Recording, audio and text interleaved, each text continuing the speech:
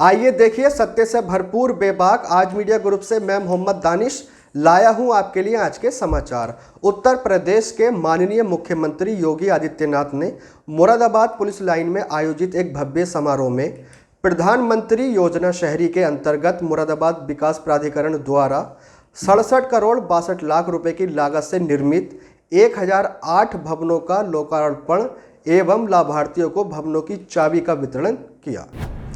मुख्यमंत्री ने इस अवसर पर आयोजित जनसभा को संबोधित करते हुए कहा कि प्रदेश सरकार गरीब व वंचितों के विकास एवं कल्याण हेतु प्रतिबद्ध है तथा सरकार की निर्यात प्रोत्साहन नीति के फलस्वरूप मुरादाबाद ब्रास एक्सपोर्ट आइटमों का हब बना है।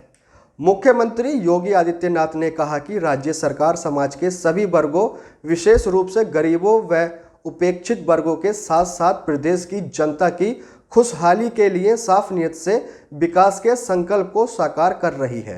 उन्होंने कहा कि देश के सर्वाधिक विशाल आबादी वाले प्रदेश होने के बावजूद भी कोरोना महामारी पर नियंत्रण पाने में प्रदेश सरकार सफल रही।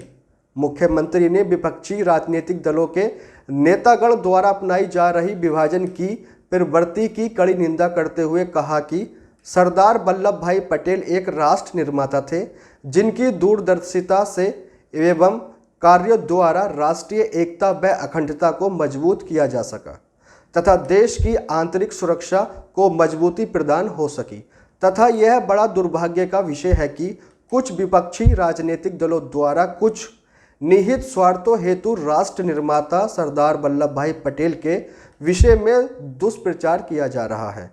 मुख्यमंत्री योगी आदित्यनाथ ने जनसभा को संबोधित करते हुए कहा, प्रदेश सरकार में जल शक्ति मंत्री और जनपद के प्रभारी मंत्री डॉक्टर महेंद्र सिंह जी, पंचायती राज विभाग के मंत्री चौधरी भूपेंद्र सिंह जी,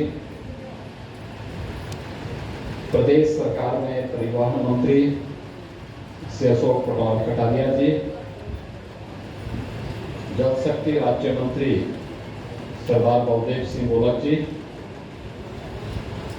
जिला पंचायत के अध्यक्ष डॉक्टर सहबाली सिंह जी, महापौर श्री विनोद अग्रवाल जी, माननीय विधायक श्री रितेश गुप्ता जी, राजेश कुमार सिंह जी, सुशांत सिंह जी, जयपाल व्यस्त जी, हरि सिंह ढिल्लो जी, राम गोपाल उर्फ गोपाल अंजान जी, पूर्व सांसद कुंवर सर्वेश सिंह जी,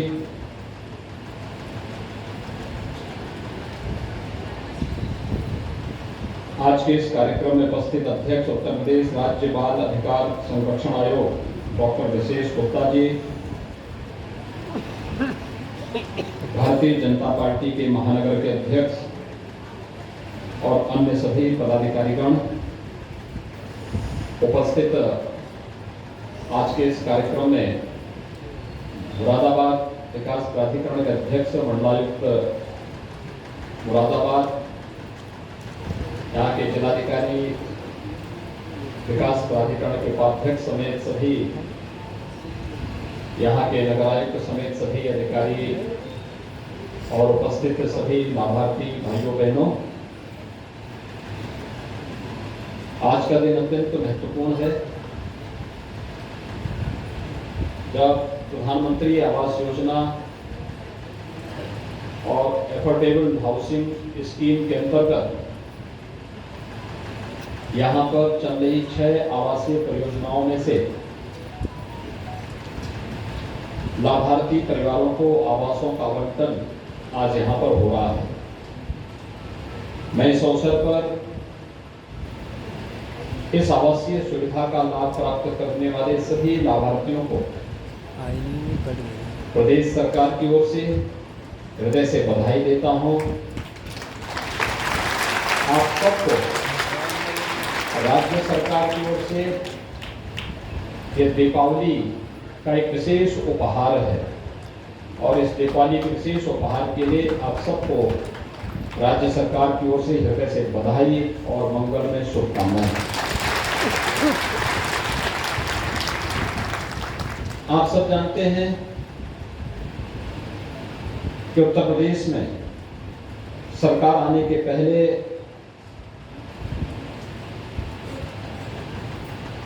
शहर हो या गांव, सामान्य नागरिकों को बुनियादी सुविधाएं भी नहीं मिल पाती थी। कानून व्यवस्था की स्थिति अत्यंत खराब थी। पर्व और त्योहार के पहले लोगों को उनकी आस्था के अनुरूप आयोजन नहीं करने दिए जाते थे। न बिजली आती थी, न चलने के लिए सड़क ठीक थी, न पेयजल की व्यवस्था थी, न स्वास्थ्य की सुविधा थी। कोई भी ऐसा दृष्टिकोण नहीं देखने को मिलता था जिसमें पिछली सरकारों ने प्रदेश की 22 करोड़ 24 करोड़ जनता को अपने परिवार का हिस्सा मान करके शासन की योजना का लाभ उन्हें दिलाने का प्रयास किया हो। जबकि केंद्र सरकार 2014 के बाद से लगातार प्रदेश सरकार को ये कह रही थी कि अधिक से अधिक गरीबों को आवासीय सुविधा का लाभ मिलना चाहिए। हर गरीब के घर में उनका व्यक्तिगत शौचालय होना चाहिए। हर गरीब को प्रधानमंत्री उज्ज्वला योजना में रसोई गैस के निःशुल्क सिलेंडर उपलब्ध होने चाहिए। हर गरीब को विद्युत के निःशुल्क कनेक्शन उपलब्ध कराए जाने चाहिए। हर गरीब को 5 लाख रुपए की स्वास्थ्य बीमा का कवर दिया जाना चाहिए। हर गरीब को फ्री में राशन उपलब्ध कराया जाना चाहिए। लेकिन भाइयों बहनों, केंद्र सरकार के दिए जाने वाली योजनाओं को भी पिछली सरकारें राज्य के अंदर आपको उपलब्ध कराने में कोताही बरतती थी, नहीं देती थी। उनके लिए अपना परिवार ही प्रदेश था। और आज जब नई सरकार 2017 में आई तो हमारी सरकार ने प्रदेश के अंदर प्रदेश के सभी 25 करोड़ जनता को अपना परिवार मान करके शासन की योजना से जोड़ना प्रारंभ किया। और आज इसका परिणाम है कि 1700 से अधिक परिवारों को एक दिन में मुरादाबाद के अंदर प्रधानमंत्री आवास योजना और एफोर्डेबल हाउसिंग स्कीम के अंतर्गत इस आवास सुविधा का लाभ प्राप्त हो रहा है। मैं इसके लिए आप सबको हृदय से बधाई देता हूं। प्राधिकरण और डूडा के सभी अधिकारियों को हृदय से धन्यवाद देता हूं जिन्होंने जनप्रतिनिधियों के मार्गदर्शन में इस सुविधा का लाभ यहां के लाभार्थियों को देकर के उनकी दीपावली को और भी अच्छी दीपावली मनाने का कार्य किया है। और ये कार्य केवल मुरादाबाद में नहीं हो रहा है। हमने 2017 के पहले के आंकड़े अगर आप देखेंगे, 2017 के पहले प्रदेश के अंदर 4300 लोगों को भी आवास नहीं मिल पाया था। जबकि 2014 में केंद्र में मोदी जी के नेतृत्व की सरकार लगातार तत्कालीन राज्य सरकार से कह रही थी कि गरीबों को आवास दिया जाना चाहिए, आप प्रस्ताव भेजिए। लेकिन उनके पास फुर्सत नहीं थी, क्योंकि उनके लिए अपना परिवार ही पूरा प्रदेश था और उनको इस बात से मतलब नहीं था कि किसी गरीब का कल्याण हो। लेकिन भाइयों बहनों, 2017 के बाद पिछले 4.5 वर्ष के अंदर हमारी सरकार ने प्रदेश के अंदर 43 लाख गरीबों को ग्रामीण और शहरी क्षेत्र में एक आवास उपलब्ध करवाया है। वहां निःशुल्क विद्युत के कनेक्शन दिए हैं, रसोई गैस के निःशुल्क कनेक्शन उपलब्ध करवाए हैं। शासन की हर सुविधा से प्रदेश के अंदर हर नागरिक को जोड़ने का प्रयास हो रहा है।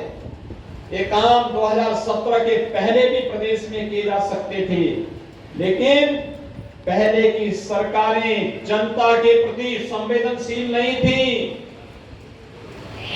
उनको तो समाज को बांटने से ही फुर्सत नहीं था और उनकी विभाजन की प्रवृत्ति अभी भी नहीं गई है। कल मैं समाजवादी पार्टी के राष्ट्रीय अध्यक्ष का वक्तव्य सुन रहा था। वह देश तोड़क जिन्ना से इस राष्ट्र को जोड़ने वाले सरदार वल्लभ भाई पटेल की तुलना कर रहे थे। भाइयों बहनों, ये वक्तव्य अत्यंत शर्मनाक है। सरदार वल्लभ भाई पटेल भारत की एकता और अखंडता के आधार हैं, उसके शिल्पी हैं और वर्तमान में प्रधानमंत्री मोदी जी के नेतृत्व में एक भारत श्रेष्ठ भारत की परिकल्पना को साकार करने का कार्य किया जा रहा है। लेकिन आजाद भारत को एक भारत के रूप में रखने, अखंड भारत के रूप में वर्तमान भारत को रखने का श्रेय अगर किसी को जाता है तो वह सरदार वल्लभ भाई पटेल को जाता है, जिन्होंने पूरा देश लौह पुरुष के रूप में मानता है। लेकिन कल उनका वह विभाजनकारी मानसिकता एक बार फिर से सामने आ गई, जब उन्होंने सरदार पटेल को जिन्ना के समकक्ष रख करके देश तोड़क जिन्ना को महिमा मंडित करने का प्रयास किया है। मुझे लगता है भारत की जनता विभाजनकारी मानसिकता को कभी स्वीकार नहीं करेगी और उत्तर प्रदेश की जनता तो हरगिज स्वीकार नहीं करेगी। ये तालिबानी मानसिकता है जो हमेशा तोड़ने में विश्वास करता है। पहले सामाजिक तालिबानों को जाति के नाम पर और तमाम अन्य बातों के आधार पर तोड़ने की प्रवृत्ति, और जब अपने मंसूबों पर सफल नहीं हो रहे हैं तो अब महापुरुषों पर लांछन लगा करके पूरे के पूरे समाज को अपमानित करने का प्रयास हो रहा है। इस दुष्प्रवृत्ति को कतई स्वीकार नहीं किया जा सकता है और पूरे समाज को और पूरे प्रदेश को इसकी निंदा करनी चाहिए। समाजवादी पार्टी के राष्ट्रीय अध्यक्ष को अपने इस कृत्य के लिए प्रदेश की जनता से माफी मांगनी चाहिए, देश की जनता से माफी मांगनी चाहिए कि भारत की अखंडता के शिल्पी सरदार वल्लभ भाई पटेल का यह अपमान देश कभी स्वीकार नहीं कर सकता। उनका यह वक्तव्य इसलिए आया है क्योंकि विभाजन की उनकी प्रवृत्ति हमेशा रही है। वे चाहते ही नहीं थे किसी गरीब को मकान मिले, किसी गरीब को शौचालय मिले, किसी गरीब को रसोई गैस का कनेक्शन मिले, किसी गरीब को बिजली का कनेक्शन मिले, किसी गरीब को 5 लाख रुपए की सहायता स्वास्थ्य के लिए बीमा कवर मिले। और भाइयों बहनों, आपने देखा होगा कोरोना कालखंड के दौरान ये सभी नेता कोरोना के दौरान सपा हो, कांग्रेस हो, बसपा हो, ये सभी लोग कोरोना के दौरान होम आइसोलेशन में थे, घर से बाहर नहीं निकले थे। गरीब जनता के पास जाने की बात तो दूर, अपने स्वयं के पदाधिकारियों के घर में भी नहीं गए। और जब उनके नेता स्वयं होम आइसोलेशन में थे तो उनके पदाधिकारी और उनके कार्यकर्ता भी होम आइसोलेशन में पड़े हुए थे। भाइयों बहनों, ये होम आइसोलेशन में पड़े हुए इन राजनीतिक दलों के नेताओं को चुनाव के दौरान भी होम आइसोलेशन में जरूर भेजना, क्योंकि जो आपकी संवेदना के साथ खड़े नहीं हो सकते, आपके सुख में आपके साथ आपको बधाई नहीं दे सकते और आपके दुख के साथ आपके साथ अपनी संवेदना नहीं जोड़ सकते, तो फिर वे किसी प्रकार से गरीब को, वंचित को, दलित को, अति पिछड़े को, समाज के उस हर एक तबके को, वो किसी जाति, किसी मत, किसी मजहब का क्यों न हो, उसकी पीड़ा के साथ कभी खड़े नहीं हो सकते। और ये होंगे भी कैसे? क्योंकि इनकी प्रवृत्ति तो हमेशा गरीबों की संपत्ति को और व्यापारियों की संपत्ति को हड़पने की रही है। इनको पीड़ा इस बात के लिए नहीं होती थी कि किसी गरीब की संपत्ति को कोई माफिया कैसे हड़प रहा है। इनको पीड़ा तब होती है जब प्रदेश सरकार किसी माफिया के द्वारा हड़पी गई जमीन पर बुलडोजर चलाने का कार्य करती है, तब इन नेताओं को बुरा लगता है। लेकिन भाइयों बहनों, 2017 के बाद प्रदेश सरकार ने अपराध और अपराधियों के प्रति जीरो टॉलरेंस की नीति के साथ कार्य करना प्रारंभ किया। एक तरफ अपराधियों के साथ सख्ती के साथ निपटने का कार्य, प्रदेश में कानून व्यवस्था की सुदृढ़ स्थिति, सुरक्षा सबको, आस्था का सम्मान सबका, लेकिन शासन की योजनाओं का लाभ भी सबको, लेकिन कानून के साथ खिलवाड़ करने की छूट किसी को नहीं। और शासन की इस व्यवस्था का परिणाम है उत्तर प्रदेश तेजी के साथ हर एक क्षेत्र में आगे बढ़ता हुआ दिखाई दे रहा है। मुरादाबाद इस मामले में अनेक किस्से मायने रखता है। मुझे याद है सबसे जफर इस्लाम को हम लोगों ने राज्यसभा में भेजा, वे यहां पर आए। यहां के तमाम एक्सपोर्टर से जब उन्होंने बातचीत की, यहां के प्रशासन ने, यहां के जनप्रतिनिधियों ने जब इसमें रुचि ली, आज परिणाम है मुरादाबाद एक्सपोर्ट का एक हब बना है। यहां का प्राइस आइटम आज देश और दुनिया के अंदर उसकी एक नई पहचान है। लोग आज मुरादाबाद को छोटी छोटी बातों में तनाव होने वाले जनपद के रूप में नहीं, बल्कि अब जनपद मुरादाबाद एक प्रगतिशील जनपद बनने की ओर अग्रसर है, जो विकास की मुख्य धारा के साथ जुड़ करके हर एक नागरिक के जीवन में परिवर्तन लाने की पूरी बड़ी प्रतिबद्धता के साथ कार्य कर रहा है। भाइयों बहनों, हमें विकास कोई महत्वपूर्ण विकल्प के रूप में जनता के सामने प्रस्तुत करना होगा और जनता को भी यह मानना पड़ेगा कि विकास से ही उनके जीवन में परिवर्तन आने वाला है। ये विभाजन की रेखाएं खींचने वाले लोग आपका कल्याण नहीं कर पाएंगे। अपने परिवार के हितों के लिए सब कुछ करने वाले, प्रदेश के संसाधनों में लूट मचाने वाले लोग प्रदेश का हित नहीं कर पाएंगे, जनता जनार्दन के का हित नहीं कर पाएंगे। और इसीलिए आज जब मैं यहां पर आया था प्रातःकालीन सत्र में, आपने देखा होगा 72 पुलिस अधिकारियों का सफल प्रशिक्षण के बाद हम लोगों ने उन्हें डिप्टी एसपी के रूप में नियुक्ति अभी दी है। थोड़ी देर पहले उनको नियुक्ति भी प्रदान कर दी गई है। ये 72 पुलिस अधिकारी उत्तर प्रदेश पुलिस में जाकर के अलग अलग स्थानों पर प्रदेश के अंदर कानून व्यवस्था और सुरक्षा का एक बेहतर वातावरण बनाने में अपना योगदान देंगे। तो दूसरे कार्यक्रम में मुझे आना पड़ा है। दीपावली के ठीक पहले इतने बड़े पैमाने पर यहां पर आवास योजना का लाभ उपलब्ध करवाने का एक कार्यक्रम अत्यंत अभिनंदनीय कार्यक्रम है और मैं इसके लिए आप सबका अभिनंदन करता हूं, आपको बधाई देता हूं। भाइयों बहनों, आप अनुमान कर सकते हैं 43 लाख परिवारों को आवास पहले भी मिल सकता था, पिछली सरकारों ने नहीं किया, लेकिन हमें जैसे ही मिला। आखिर ये 43 लाख आवास प्रदेश के अंदर किसी न किसी गरीब को, किसी न किसी वंचित को तो मिले होंगे। ये आवास पहले क्यों नहीं मिले? ग्रामीण क्षेत्र में 1,20,000 रुपए, सामान्य जनपदों में 1,30,000 रुपए, नक्सल प्रभावित जनपदों में 12,000 रुपए शौचालय के लिए अलग से और 90 दिन की मनरेगा की मजदूरी के बराबर राशि भी उस परिवार को उपलब्ध करवाई जाती है। लगभग 1.5 लाख के आसपास ये राशि पड़ जाती है। और इसी प्रकार से शहरी क्षेत्र में प्रधानमंत्री आवास योजना के अंतर्गत जिन लोगों के शहरी क्षेत्र में आवास बन रहे हैं, जो स्वयं अपना आवास बना रहा है, सरकार उसे 2.5 लाख रुपए दे रही है।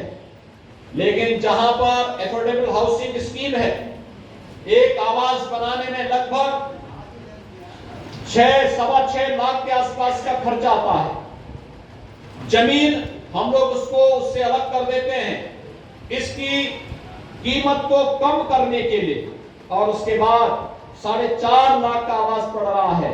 और मैं धन्यवाद दूंगा विकास प्राधिकरण को कि 2.5 लाख रुपए प्रधानमंत्री आवास योजना के साथ और शेष जो 1.5 लाख रुपए है, ये 1.5 लाख रुपए इन्होंने अपनी ओर से अनुदान के रूप में उस लाभार्थी को देकर के उसके जीवन स्तर को उठाने का प्रयास किया है। एक अभिनंदनीय पहल है। मेरा प्रयास, हमारा प्रयास होना चाहिए, हमें उन मलिन बस्तियों के पुनरुद्धार की कार्रवाई को आगे बढ़ाना चाहिए जहां पर लोग आज भी बड़ी दयनीय स्थिति में रहते हैं। वहां पर हम स्कीम लाए, अभी राज्य सरकार ने इसके लिए एक पॉलिसी बनाई है। उस पॉलिसी को एक और जगह अगर हम लागू करेंगे तो आप देखेंगे कि हर व्यक्ति को अच्छा आवास मिल जाए, शौचालय मिल जाए, रसोई गैस का कनेक्शन मिल जाए, बिजली का कनेक्शन मिल जाए, 5 लाख रुपए का बीमा कवर मिल जाए, तो मुझे लगता है कि उस व्यक्ति के तमाम खर्चों की बचत हो जाएगी और वो व्यक्ति स्वस्थ रहेगा। एक स्वस्थ व्यक्ति एक स्वस्थ समाज के निर्माण में योगदान देगा और एक स्वस्थ समाज एक सशक्त राष्ट्र के निर्माण में अपना योगदान देगा। भारत को एक भारत श्रेष्ठ भारत की प्रधानमंत्री मोदी जी की संकल्पना के रूप अगर आगे बढ़ाना है तो हमें एक भारत श्रेष्ठ भारत की परिकल्पना के रूप भारत को आगे बढ़ाने के लिए एक एक व्यक्ति के स्वास्थ्य पर ध्यान देना होगा। और स्वास्थ्य पर ध्यान किस रूप में दिया गया, आपने कोरोना कालखंड में देखा होगा। भाइयों बहनों, सबका टेस्ट फ्री, उपचार फ्री, गांव-गांव में मेडिसिन किट वितरण की व्यवस्था फ्री, और इसके साथ ही राशन भी फ्री। राशन फ्री के साथ सबको वैक्सीन, फ्री में वैक्सीन। उत्तर प्रदेश ने 13 करोड़ से अधिक लोगों को वैक्सीन अब तक दे दिया है। फ्री में वैक्सीन, प्रधानमंत्री मोदी जी का आभार, क्योंकि उन्होंने फ्री में राशन भी दिया है और फ्री में वैक्सीन भी दिया है। फ्री में उपचार की व्यवस्था भी। मैं मुरादाबाद को कोरोना कालखंड के अंदर 2 बार आया था और तब भी हमने यहाँ की व्यवस्था देखी थी। युद्ध स्तर पर हर जनप्रतिनिधि लगा था, युद्ध स्तर पर प्रशासनिक तंत्र लगा था, हेल्थ वर्कर्स लगे थे, आंगनवाड़ी, आशा वर्कर, कोरोना वॉरियर्स, पुलिस कर्मी, सफाई कर्मी, ये सभी लोग अपनी जान की परवाह के बगैर एक एक जनता की जान को बचाने के लिए लगे हुए थे। जब ये भाव आएगा तो हम लोग हर व्यक्ति को स्वस्थ होने की उस कामना के साथ आगे बढ़ सकते हैं जो भारतीय मनीषा ने हजारों वर्ष पहले कामना की थी कि सर्वे संतु निरामया, यानी सबके सुख की कामना के साथ जब ये कामना होती है, सबके स्वास्थ्य की कामना, निरोगता, आरोग्यता को प्राप्त करने की कामना के साथ जब ये कार्यक्रम आगे बढ़ते हैं तो कोरोना जैसी महामारी भी आपके उत्साह और आपकी उमंग के साथ परास्त होता हुआ दिखाई देता है। भाइयों बहनों, दीपावली आ रही है और दीपावली के पहले कोरोना जैसी महामारी पूरी तरह समाप्ति की ओर जाना उत्साह के उमंग के साथ परमात्मा और ईश्वर की कृपा आपके साथ जुड़ती हुई दिखाई दे रही है। इसलिए आज प्रधानमंत्री आवास उपलब्ध कराते हुए मुझे आप सबको बहुत प्रसन्नता की अनुभूति हो रही है। मैं इस अवसर पर आप सबको बधाई देता हूं, अपनी शुभकामनाएं देता हूं। दीपावली की ढेर सारी बधाई और मंगलमय शुभकामना के साथ अपनी वाणी को यहीं पर विराम देता हूं।